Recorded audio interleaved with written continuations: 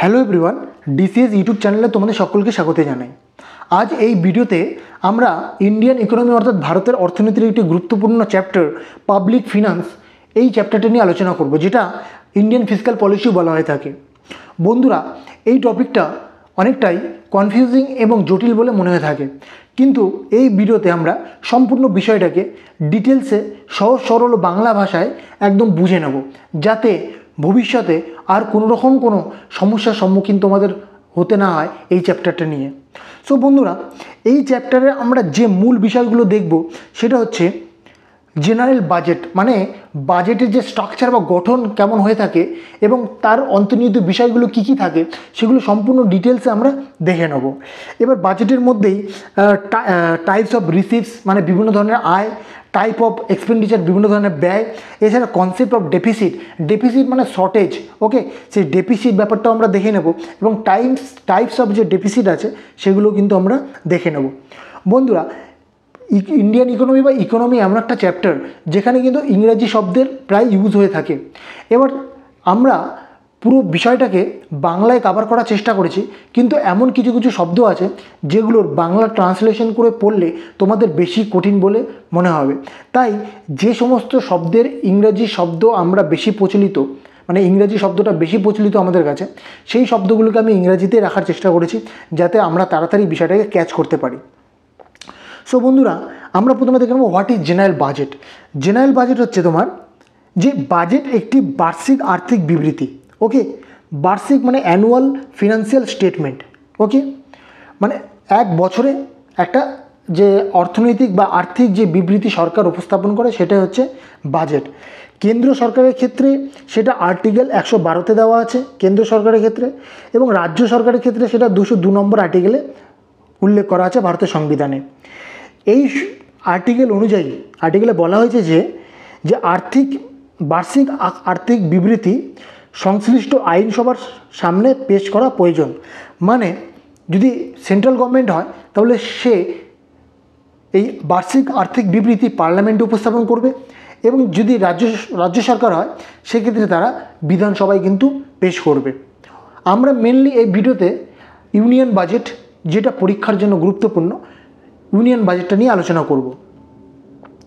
আরও সিম্পলভাবে যদি বলতে হয় যে হোয়াট ইজ জেনারেল বাজেট, তাহলে বলতে হবে জেনারেল বাজেট হচ্ছে সরকারের বিভিন্ন হিসাব বিবরণী, ওকে। হিসাব মানে কোথা থেকে কত টাকা আয় হলো আর কোথায় কত টাকা ব্যয় হলো, সেটা একটা পেপারস আকারে, একটা স্টেটমেন্ট আকারে সরকারকে উপস্থাপন করতে হয়। সো এরপরে আমরা দেখে নেব, দেখো বাজেট সম্পর্কে পড়তে গেলে কিছু সিম্পল তথ্য বাজেট সম্পর্কে আমরা আগে জেনে নিই। সেটা হচ্ছে, প্রথম তথ্য হচ্ছে যে ভারতে প্রথম বাজেটের ধারণা ব্রিটিশরা এনেছিল, ওকে। ভারতে প্রথম বাজেট 18 ফেব্রুয়ারি 1869 সালে জেমস উইলসন উপস্থাপন করেছিলেন। তাহলে ভারতে প্রথম বাজেট 18 ফেব্রুয়ারি 1869 সালে উপস্থাপন করা হয়েছিল, এবং কে করেছিলেন? James Wilson. এরপরে দ্বিতীয় তথ্য আমরা দেখে নেব যে স্বাধীন ভারতে প্রথম ইউনিয়ন বাজেট পেশ করেছিলেন কে? ষণমুগম ছেত্রী, ঠিক আছে, নভেম্বর 1947 সালে। এবং তিনি কিন্তু স্বাধীন ভারতের প্রথম ফিনান্স মিনিস্টার, এটা মনে রাখবে। ষণমুগম ছেত্রী স্বাধীন ভারতের প্রথম ফিনান্স মিনিস্টার ছিলেন, তার জন্যই কিন্তু তিনি প্রথম ইউনিয়ন বাজেট পেশ করেছিলেন। কবে? 26 নভেম্বর 1947 সালে। 3 নম্বর তথ্য হচ্ছে রেলওয়ে বাজেট জেনারেল বাজেট থেকে আলাদা করা হয় 1921 সালের বাজেট থেকে। কোন কমিটির সুপারিশে? সেটা হচ্ছে অ্যাকওয়ার্থ কমিটির সুপারিশে 1921 সাল থেকে রেলওয়ে বাজেটকে আর জেনারেল বাজেটকে আলাদা করে দেওয়া হয়েছিল। কিন্তু আমরা দেখেছিলাম বাজেট প্রথম উপস্থাপন করা হয়েছিল 1869 সালে। তাহলে 1869 সাল থেকে 1921 সাল পর্যন্ত রেলওয়ে বাজেট আর জেনারেল বাজেট একসাথেই ছিল। 1921 সাল থেকে রেলওয়ে বাজেট জেনারেল বাজেটকে আলাদা করা হলো। কিন্তু 2017-18 সালে যে বাজেট ঘোষণা করা হয়েছিল, সেই বাজেট মানে 2017-18 সাল থেকে বিবেক দেবরায়ের যে কমিটি ছিল, বাজেট প্রধান কমিটি, সেই কমিটির সুপারিশে পুনরায় সাধারণ বাজেটের সঙ্গে কিন্তু রেলওয়ে বাজেটকে যুক্ত করে দেওয়া হয়। অর্থাৎ 2017-18 সাল থেকে জেনারেল বাজেটের সঙ্গে রেলওয়ে বাজেটকে যুক্ত করে দেওয়া হয়, ওকে। এই 2-3টি ইম্পর্টেন্ট তোমাদের তথ্য দেওয়ার ছিল বাজেট সম্পর্কে, তাই আমি তোমাদের জানিয়ে দিলাম। এরপরে আমরা দেখে নেব জেনারেল বাজেটে সাধারণত কী করা হয়, এক বছরের জন্য একটা আনুমানিক প্রাপ্তি এবং ব্যয় থাকে। মানে এক বছরে সরকারের আনুমানিক কত টাকা প্রাপ্তি হতে পারে, মানে কত টাকা তাদের রিসিপ্ট হতে পারে, কত টাকা ব্যয় হতে পারে, মানে এক্সপেন্ডিচার হতে পারে ফর 1 ইয়ার, সেটাই কিন্তু জেনারেল বাজেটে উল্লেখ করা হয়ে থাকে। সো এবার জেনারেল বাজেটে যে আমরা দেখলাম যে সরকার জেনারেল বাজেটের জন্য টাকা ইনকামও করছে, রিসিপ্ট করছে, আবার এক্সপেন্ডিচারও করছে। কিন্তু যে সরকার রিসিপ্ট করছে সেই টাকাগুলো কোথায় এসে জমা হচ্ছে? আমাদের তো ব্যাঙ্ক অ্যাকাউন্ট আছে, কারো কাছে আমরা টাকা পেলে বা স্যালারি পেলে আমাদের ব্যাঙ্ক অ্যাকাউন্টে টাকা আসে, আবার খরচা করলে ব্যাঙ্ক অ্যাকাউন্ট থেকে টাকা তুলে আমরা তারপরে খরচা করি। তেমনি সরকারের কাছে যখন টাকা আসে বিভিন্ন জায়গা থেকে, সেই টাকাগুলো বিভিন্ন ফান্ডে এসে জমা হয়, ঠিক আছে? সেরকমই সরকারের কাছে কিছু ফান্ড আছে, সেই ফান্ডগুলোতে এসে জমাও হয়, আবার সেই ফান্ড থেকে সরকার টাকা খরচাও করে থাকে। ওকে, সো সেই ফান্ডগুলো বিভিন্ন ধরনের হয়ে থাকে। মোটামুটিভাবে ভারতের সরকারের 3 ধরনের ফান্ড আছে, সেগুলো আমরা এক এক করে ডিসকাস করব। প্রথমে যে ফান্ডটার কথা আলোচনা করবো সেটা হচ্ছে কনসোলিডেটেড ফান্ড অফ ইন্ডিয়া। এই কনসোলিডেটেড ফান্ড অফ ইন্ডিয়াতে কি বলা হয়েছে?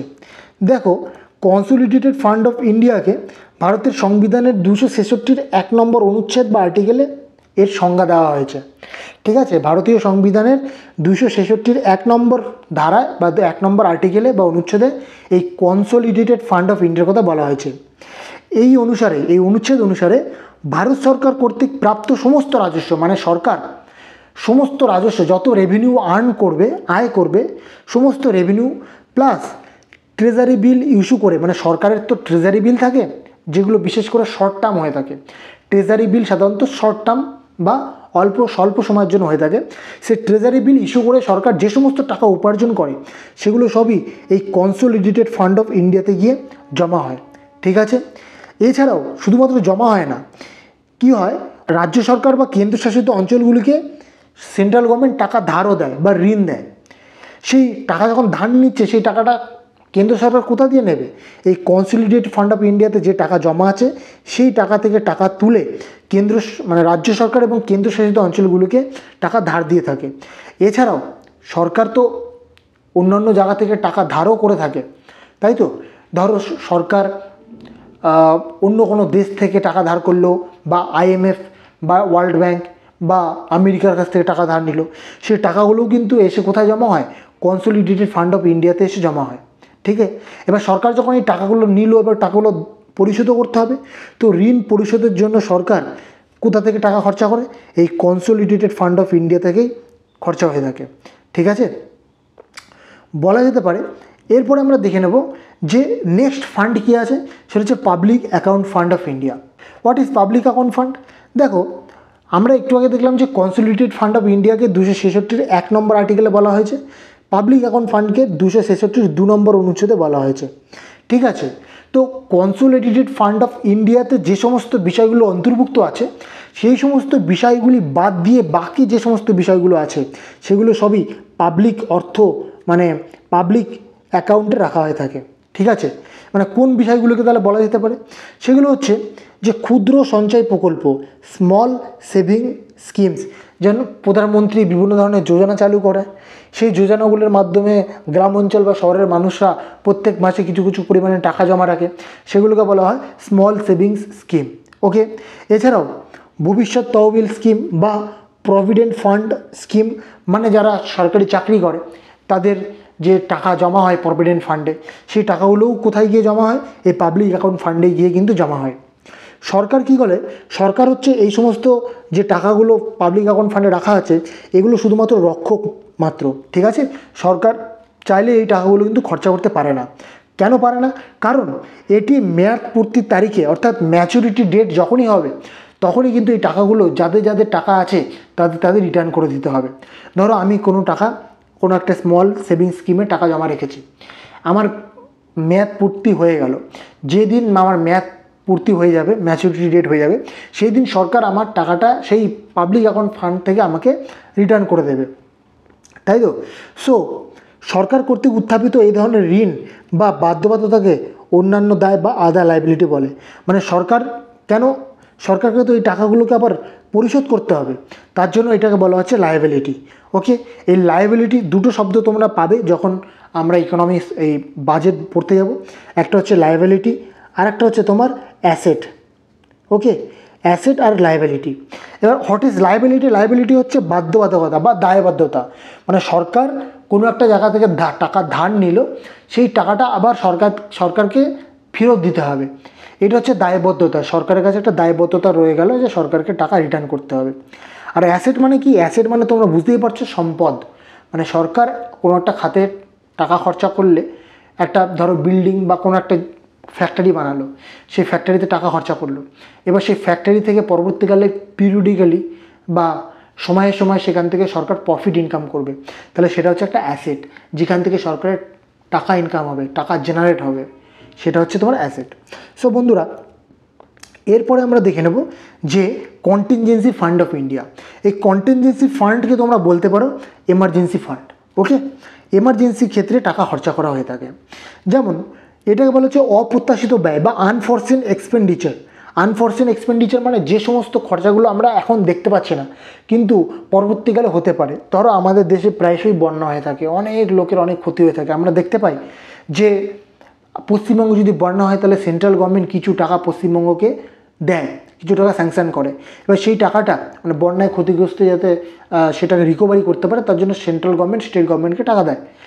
সেই টাকাটা সেন্ট্রাল গভর্নমেন্ট স্টেট গভর্নমেন্টকে আর ফেরত দিতে হয় না, কারণ এটা অনুদান দিচ্ছে সরকার। এবার সেই সরকার অনুদানটা কোথা দিয়ে দেবে? এই যে কন্টিনজেন্সি ফান্ড অফ ইন্ডিয়া থেকে।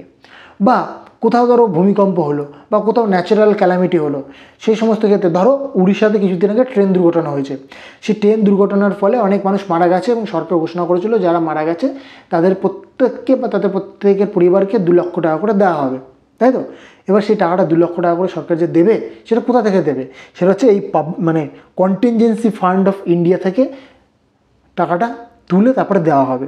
কিন্তু এখানে একটা কন্ডিশন আছে, এই কন্টিনজেন্সি ফান্ড অফ ইন্ডিয়া থেকে টাকা খরচা করতে গেলে মাননীয় রাষ্ট্রপতির কিন্তু অনুমোদন বা হস্তান্তর প্রয়োজন।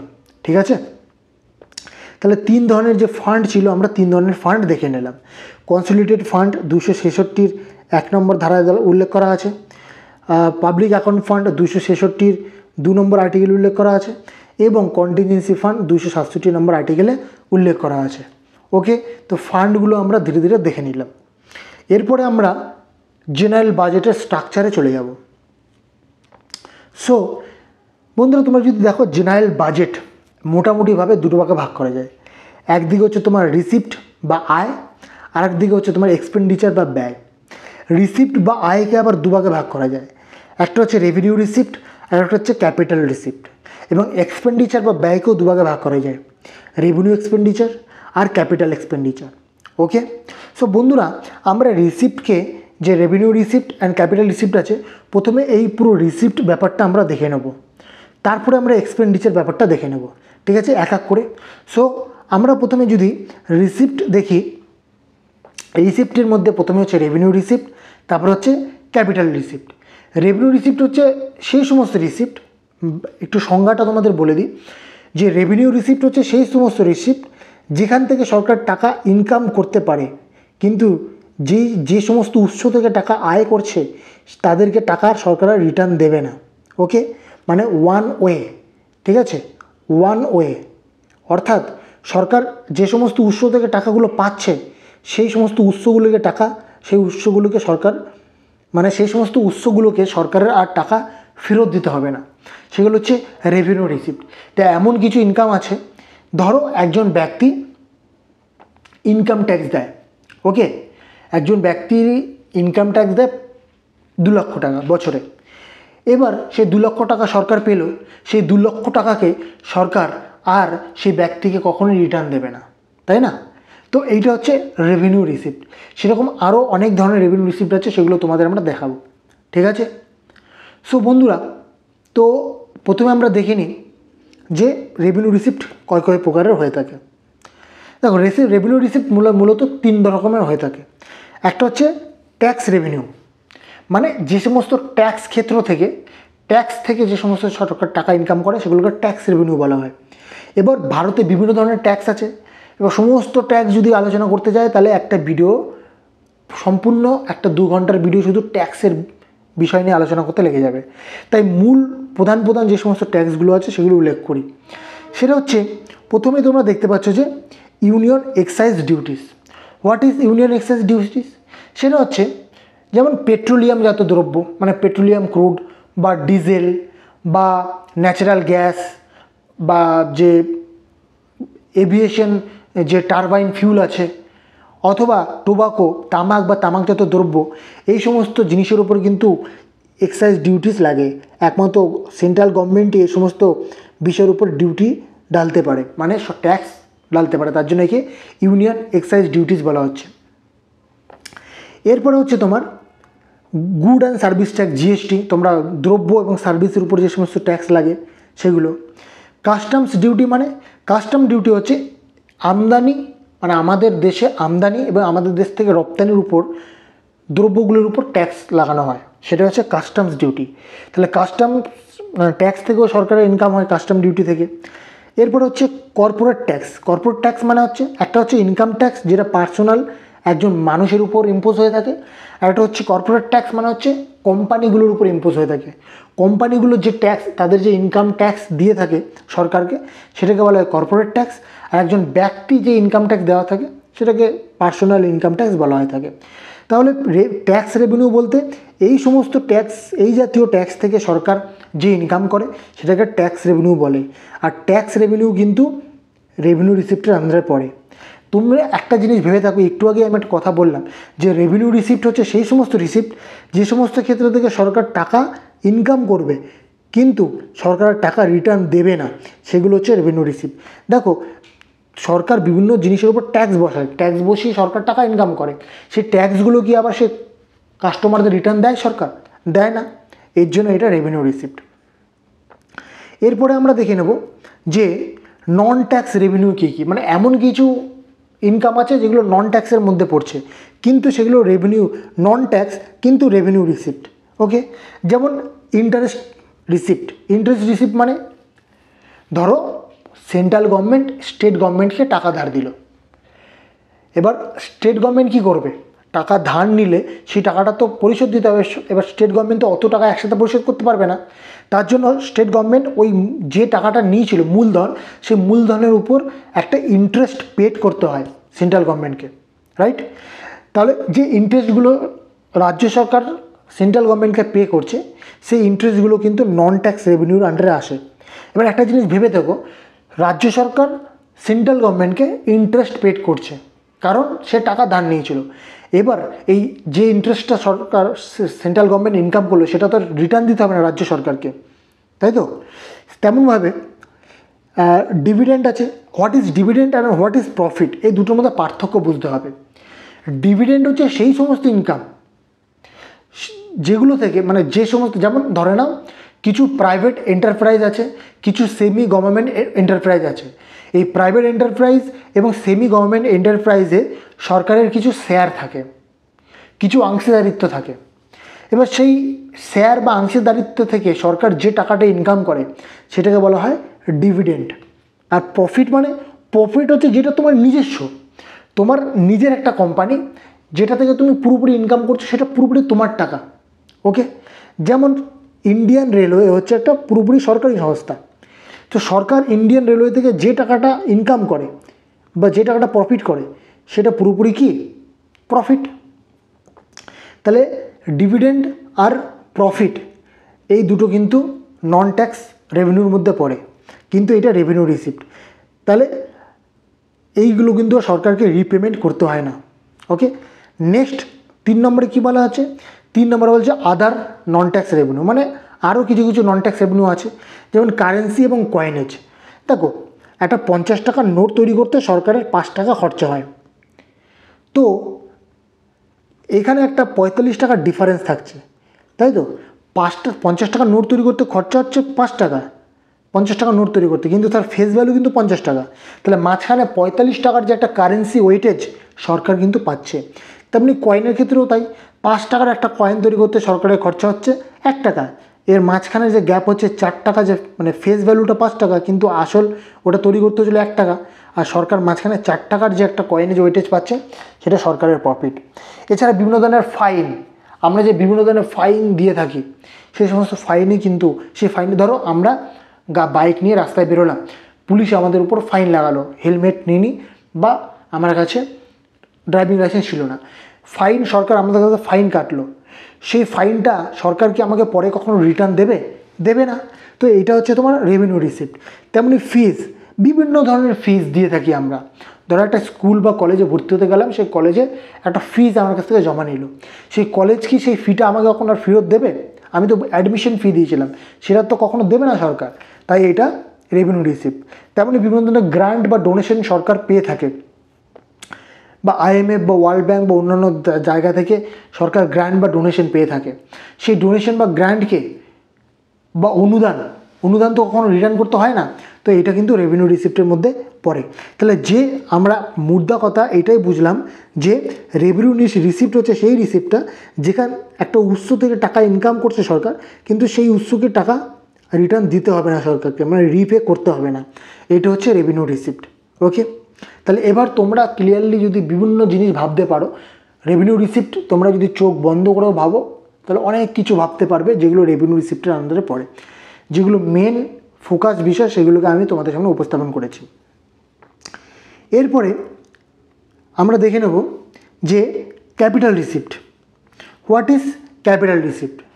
সো বন্ধুরা, আমরা রেভিনিউ রিসিপ্ট দেখলাম যেখানে টাকা সরকারকে টাকা আর রিটার্ন দিতে হচ্ছে না, কিন্তু ক্যাপিটাল রিসিপ্টে কী হয়?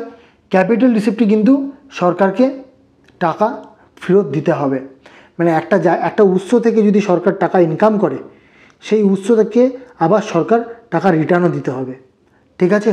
সো এটা হচ্ছে 2 ওয়ে। এই রেভিনিউ রিসিপ্ট ছিল 1 ওয়ে, মানে শুধুমাত্র সরকারের কাছে টাকা আসবে, সরকার সেই টাকাটা রিপে করবে না। কিন্তু ক্যাপিটাল রিসিপ্ট হচ্ছে 2 ওয়ে, মানে সরকার টাকা যেখান থেকে নেবে সেখানে আবার টাকা সরকারকে পরিশোধ করতেও হবে, সেটা হচ্ছে ক্যাপিটাল রিসিপ্ট। ক্যাপিটাল রিসিপ্টকে আবার দুভাগে ভাগ করা যায়। প্রথম হচ্ছে নন ডেপ্ট ক্যাপিটাল রিসিপ্ট, আর একটা হচ্ছে ডেপ্ট ক্যাপিটাল রিসিপ্ট, ঠিক আছে? তো প্রথমে আমরা নন ডেপ্ট ক্যাপিটাল রিসিপ্টের মধ্যে কী কী পড়ছে সেটা আমরা দেখে নেব। নন ডেপ্ট ক্যাপিটাল রিসিপ্টের মধ্যে হচ্ছে recovery of loans. Recovery of loans মানে কি? ধরো আমরা দেখলাম যে সেন্ট্রাল গভর্নমেন্ট স্টেট গভর্নমেন্টকে টাকা ধার দিয়েছিল লোন হিসাবে, এবার সেন্ট্রাল গভর্নমেন্ট কি করছে? এবার টাকাটা রিকভারি করছে, মানে স্টেট গভর্নমেন্ট যে টাকাটা ধার নিয়েছিল সেই টাকাটা পেমেন্ট করছে। তাহলে সেই যে লোন আমরা দেখেছিলাম যে ইন্টারেস্ট যেটা আসছে সেটা কিন্তু এই নন ট্যাক্স রেভিনিউর মধ্যে গেছিল। সরকার যে লোন ধার দিয়েছিল, লোনের ফলে যে ইন্টারেস্টটা আসছিল সেই ইন্টারেস্টটা হচ্ছে তোমার নন ট্যাক্স রেভিনিউ, মানে রেভিনিউ রিসিপ্টের মধ্যে আসছিল।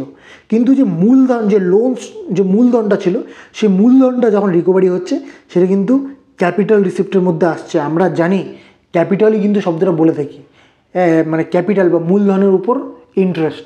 তো ইন্টারেস্টটা তোমার রেভিনিউ রিসিপ্টের মধ্যে আসছে, কিন্তু মূল টাকাটা লোন ক্যাপিটাল রিসিপ্টের মধ্যে আসছে। এটা হচ্ছে নন ডেপ্ট, মানে যেখানে সরকারের কোনো ধার দেনা থাকছে না। ডেপ্ট মানে ধার, নন ডেপ্ট মানে যেখানে সরকারের কোনো ধার দেনা তৈরি হচ্ছে না। ডিসইনভেস্টমেন্ট অফ গভর্নমেন্ট শেয়ার, গভর্নমেন্টের কোনো শেয়ার আছে, কোনো অংশীদারিত্ব আছে, সেটা সরকার বিকেন্দ্রীকরণ করে দিচ্ছে বা সরকার সেটা বেচে দিচ্ছে, সেক্ষেত্রেও সরকারের কিন্তু টাকা ইনকাম বা জেনারেট হয়ে থাকে। সেই টাকাটাও কিন্তু কোথায় আসে? সেই টাকাটাও কিন্তু ক্যাপিটাল রিসিপ্টের মধ্যে ইনক্লুড হয়। ওকে, সো এটা হচ্ছে নন ডেপ্ট ক্যাপিটাল রিসিপ্ট। এরপরে আমরা দেখে নেব যে ডেপ্ট ক্যাপিটাল রিসিপ্ট।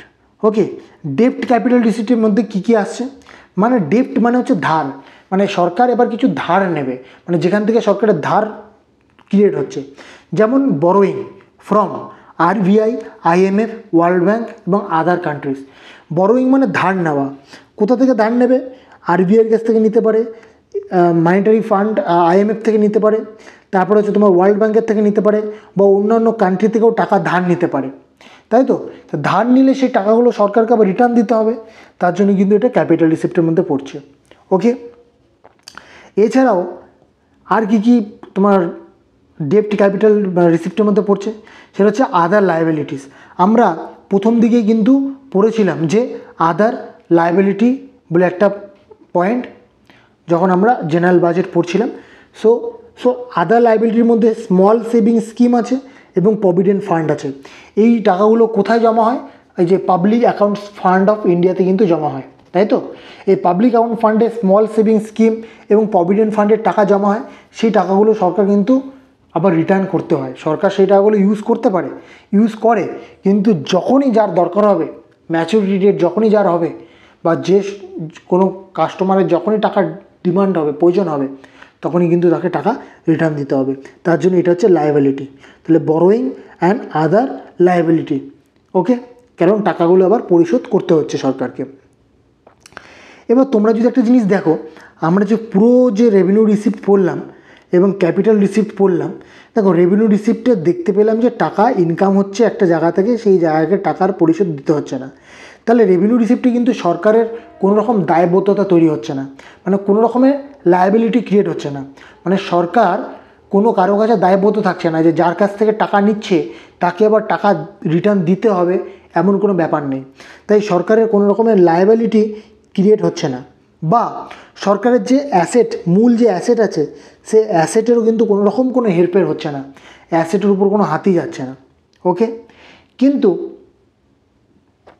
তোমরা যদি ক্যাপিটাল রিসিপ্ট দেখো, ক্যাপিটাল রিসিপ্টে কিন্তু সরকারের একটা লায়াবিলিটি তৈরি হচ্ছে। লায়াবিলিটি মানে যেহেতু টাকা ধার নিচ্ছে, সেই টাকা ধার নিলে তো তাকে টাকা পরিশোধ করতে হবে, তাহলে ক্যাপিটাল রিসিপ্টে কিন্তু সরকারের একটা লায়াবিলিটি ক্রিয়েট হচ্ছে, ওকে? আর দেখো, হয় লায়াবিলিটি ক্রিয়েট হচ্ছে, অথবা তাদের যে অ্যাসেট আছে সেই অ্যাসেটও কিন্তু রিডিউস হচ্ছে। যেমন দেখলাম ডিসইনভেস্টমেন্ট অফ গভর্নমেন্ট শেয়ার, এই যে গভর্নমেন্ট যে শেয়ার আছে, সে শেয়ারটা যদি ডিসইনভেস্টমেন্ট করে, মানে সরকারের যে সম্পত্তি বা সরকারের যে শেয়ার বা সরকারের যে অ্যাসেট আছে সেটা তো কমে যাচ্ছে, মানে অ্যাসেট ডিক্রিজ হচ্ছে বা রিডিউস হচ্ছে। আর দ্বিতীয়ত লায়াবিলিটিও ক্রিয়েট হচ্ছে, যেহেতু ধার নিচ্ছে তাই। আর রেভিনিউ রিসিপ্টের ক্ষেত্রে লায়াবিলিটিও কোনো পরিবর্তন হচ্ছে না, মানে লায়াবিলিটিও ক্রিয়েট হচ্ছে না, আর অ্যাসেটেরও কোনো পরিবর্তন হচ্ছে না, ওকে? এই লায়াবিলিটি, অ্যাসেট এগুলো কিন্তু মনে রাখবে। নেক্সট আমরা দেখে নেব জেনারেল বাজেটের আমরা এখনও পর্যন্ত কি আলোচনা করে ফেলেছি।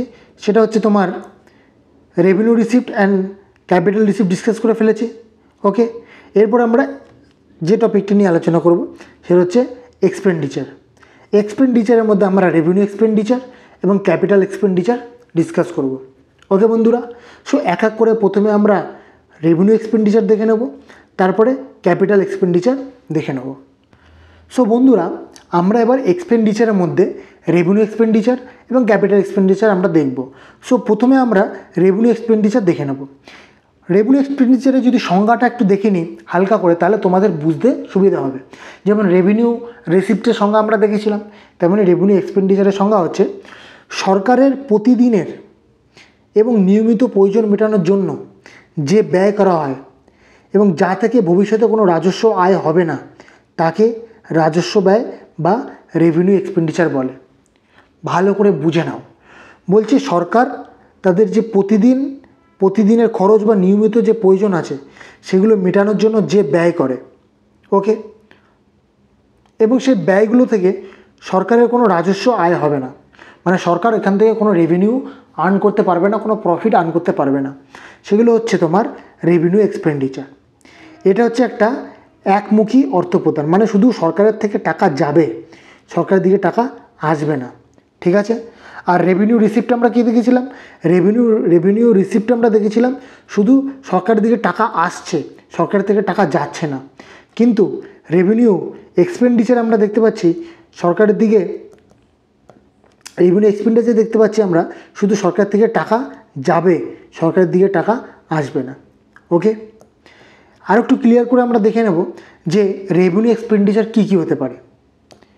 যেমন ইন্টারেস্ট পেমেন্ট, আমরা একটু আগে দেখলাম যে ক্যাপিটাল রিসিপ্টের মধ্যে সরকার টাকা ধার নিচ্ছে, বরোয়িং করছে from RBI, IMF, world bank, অন্যান্য দেশ থেকে, তাই তো? তো টাকা যখন ধার নিচ্ছে তখন তো টাকা সরকারকে মেটাতেও হবে, মানে ইন্টারেস্ট পেমেন্ট করতে হবে তো সরকারকে। যেমন রাজ্য সরকার সেন্ট্রাল গভর্নমেন্টকে ইন্টারেস্ট পেমেন্ট করছিল, আর সেই ইন্টারেস্টটা নন ট্যাক্স রেভিনিউর মধ্যে যাচ্ছিল, নন ট্যাক্স রেভিনিউ রিসিপ্টের মধ্যে যাচ্ছিল, কিন্তু সরকার যখন মূলধনটা ইনকাম মানে সরকার রাজ্য সরকার থেকে পুরোপুরি পেয়ে যাচ্ছিল, সেটা ক্যাপিটাল রিসিপ্টের মধ্যে যাচ্ছিল।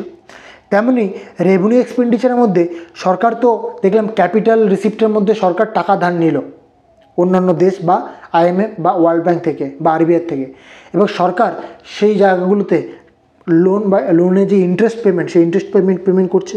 সেই ইন্টারেস্ট পেমেন্টটা রেভিনিউ এক্সপেন্ডিচারের মধ্যে আসবে। তারপরে এই ইন্টারেস্টটা যে সরকার পেমেন্ট করলো, এক্সপেন্ডিচার করলো, সেখান থেকে তো রিটার্ন তো টাকা আসার কথা না, তাহলে সরকারের থেকে শুধু টাকা গেল, আসার কোনো কথা নেই। এরপরে আমরা দেখে নেব যে সাবসিডিস। আমরা বিভিন্ন জিনিস কিনতে, যেমন আমরা যদি রেশনজাত দ্রব্য কিনতে যাই তাহলে সরকার আমাদের সাবসিডি দেয়। আমরা যদি গ্যাস সিলিন্ডার কিনতে যাই সেখানেও সাবসিডি পাই। তাহলে সরকার যে আমাদের সাবসিডি দিচ্ছে আমাদের কাস্টমারদের, সেই সাবসিডি আমরা যেটা পাচ্ছি সেই টাকাটা তো সরকারকে আমি রিটার্ন দেবো না। তাহলে সাবসিডি যে দিচ্ছে সরকার, সেটা কোথা থেকে খরচা করছে, সেটা রেভিনিউ এক্সপেন্ডিচারের মধ্যে আসছে। তারপরে পেনশনস অ্যান্ড স্যালারি। আমাদের যে সরকারি কর্মচারী যারা আছে, যারা রিটায়ার্ড করে গেছে তাদের পেনশন দিতে হয়, যারা অলরেডি বর্তমানে কর্মরত আছে তাদের স্যালারি দিতে হয়। তাহলে এই পেনশন এবং স্যালারি খরচ সরকার কোথা দিয়ে দেয়? সরকার দেয় এই রেভিনিউ এক্সপেন্ডিচারের মধ্যে পড়ে। তারপরে স্কলারশিপ, স্কুলে কলেজে বা যারা PhD করছে তাদেরকে সরকার স্কলারশিপ দেয়, তাই তো?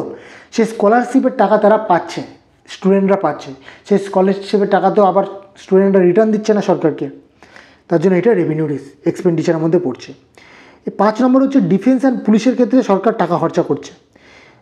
সরকার জানে যে ডিফেন্স এবং পুলিশের ক্ষেত্রে যদি সরকার টাকা ইনভেস্ট করে তাহলে কিন্তু সেখান থেকে কোনো রকম প্রফিট বা টাকা জেনারেট হবে না, তাই না?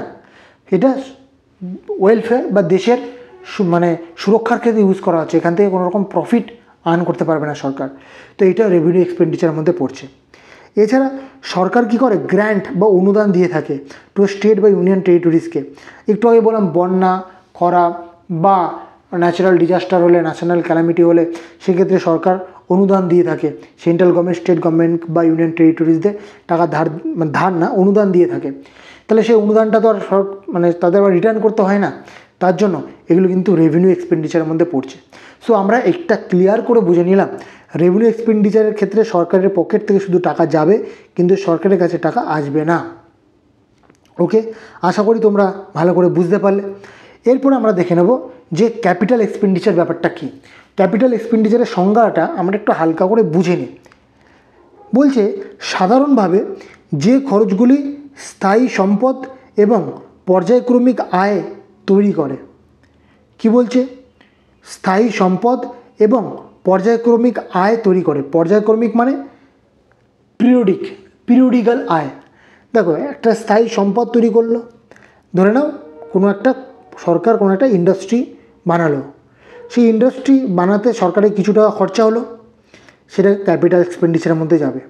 ওকে, কিন্তু খরচা হলেও তারপরে যখন প্রোডাকশান হবে, প্রোডাকশান থেকে সরকারের কিছু প্রফিট হবে, মানে সেই প্রত্যেক বছর সরকারের কিছু প্রফিট হবে, মানে পিরিয়ডিক্যাল, মানে প্রত্যেক বছরে বছরে যেহেতু সরকার প্রফিট হবে তার জন্য একে পর্যায়ক্রমিক আয় বলছে। তো এছাড়াও রাজ্য সরকার এবং স্থানীয় সংস্থাগুলিকে ঋণ দেয়, মানে এই ক্যাপিটাল এক্সপেন্ডিচার থেকে দেয়। সব কিছু কিন্তু ক্যাপিটাল এক্সপেন্ডিচারের মধ্যে আসছে। তাহলে স্থায়ী সম্পদ তৈরি, পর্যায়ক্রমিক আয় তৈরি করা, রাজ্য সরকার বা স্থানীয় সংস্থাগুলিকে ঋণ দেওয়া, এগুলো সবই ক্যাপিটাল এক্সপেন্ডিচারের মধ্যে পড়ে। এটি একটি দ্বিমুখী অর্থ প্রদান। এর মানে ব্যয় করা অর্থ পর্যায়ক্রমিক আয়ের মাধ্যমে অথবা সৃষ্ট সম্পদের নিষ্পত্তির মাধ্যমে পুনরুদ্ধার করা যেতে পারে। মানে সরকার যে একটা অ্যাসেট তৈরি করলো, সেই অ্যাসেটটা নিষ্পত্তি মানে বিক্রি করে কিন্তু টাকা ইনকাম করা যেতে পারে। এটা হচ্ছে তোমার ক্যাপিটাল এক্সপেন্ডিচারের মধ্যে পড়ছে। এবার ক্যাপিটাল এক্সপেন্ডিচারের মধ্যে কোন কোন বিষয়গুলো আসছে? ক্যাপিটাল এক্সপেন্ডিচারের মধ্যে প্রথমেই আসছে expenditure on land and building. মানে সরকার টাকা খরচা করে জমি কিনছে, বিল্ডিং তৈরি করছে, এগুলো কিন্তু সবই এক একটা অ্যাসেট। ওকে, এগুলো সবই এক একটা অ্যাসেট। এইগুলো থেকে সরকার পরবর্তীকালে বেচে টাকা ইনকাম করতে পারে।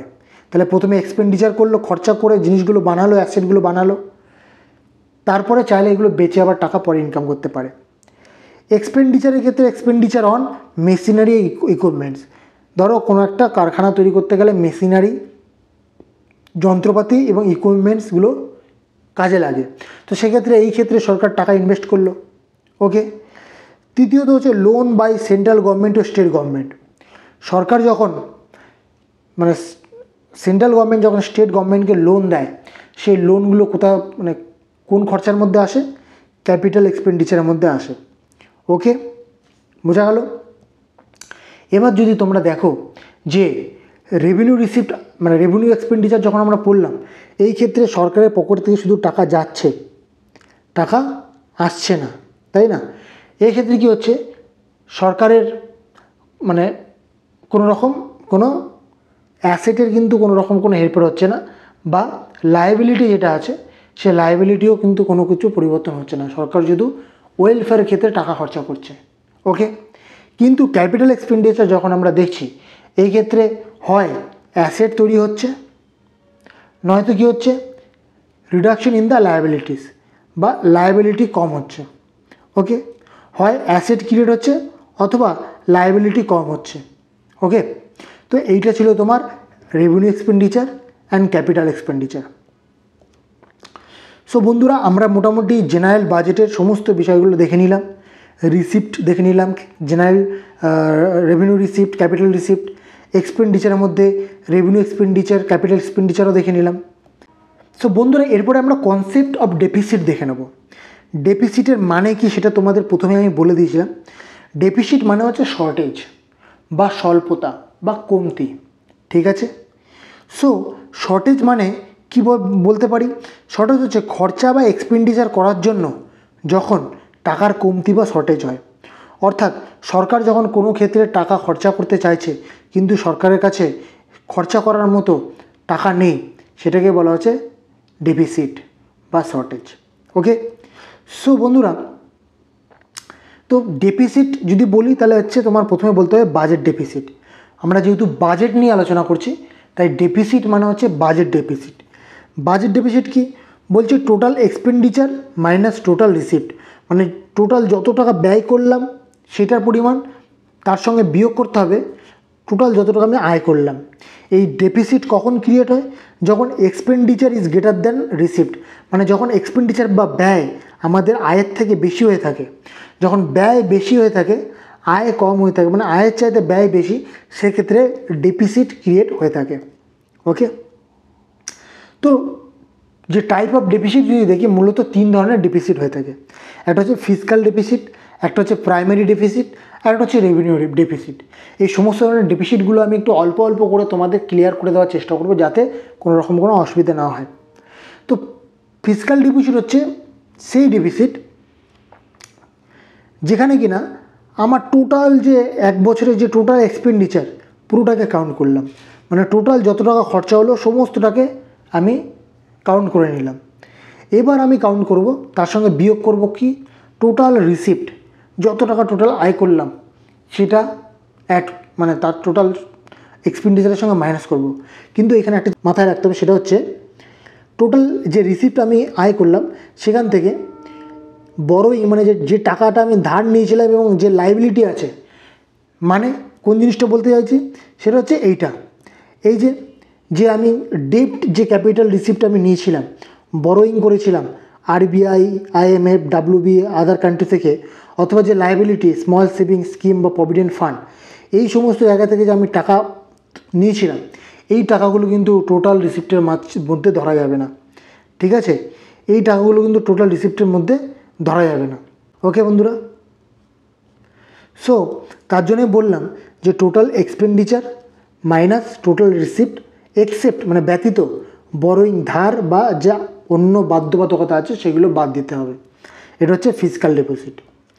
এরপরে আমরা দেখে নেব যে প্রাইমারি ডিপোজিট। তাহলে ফিসকাল ডিপোজিট আমাদের হয়ে গেল। এরপরে আমরা দেখে নেব প্রাইমারি ডিপোজিট কী বলছে। প্রাইমারি ডিপোজিট হচ্ছে ফিসকাল ডিপোজিট, মানে পুরো যে বিষয়টা আমরা পড়লাম, এই পুরো বিষয়টা total fiscal deposit minus interest payment, সেই ইন্টারেস্ট পেমেন্টটা যখন মাইনাস করবো ফিসকাল ডিপোজিটের সঙ্গে, সেটা হচ্ছে তোমার প্রাইমারি ডেফিসিট। আর এই প্রাইমারি ডেফিসিটই হচ্ছে তোমার it is the actual deficit of the government of a particular year. ঠিক আছে, একটা নির্দিষ্ট বছরে সরকারের এটি হচ্ছে মেন ডেফিসিট। ওকে, প্রাইমারি ডেফিসিটটা হচ্ছে মেন ডেফিসিট। নেক্সট আমরা দেখে নেব রেভিনিউ ডেফিসিট। সো বন্ধুরা এখানে একটু ভুল মিস্টেক হয়ে গেছে, এটা রেভিনিউ ডেফিসিট হবে। ওকে, রেভিনিউ ডেফিসিট কোনটা? সেটা হচ্ছে revenue expenditure minus revenue receipt. Okay, আমরা যে টোটাল বাজেটটা বললাম তার মধ্যে রাজস্ব ব্যয়, টোটাল রাজস্ব ব্যয় মাইনাস টোটাল রাজস্ব আয়, এইটার রাজস্ব ব্যয়ের সঙ্গে রাজস্ব আয়ের বিয়োগ করলে যেটা ডেফিসিটটা হচ্ছে সেটা হচ্ছে রেভিনিউ ডেফিসিট।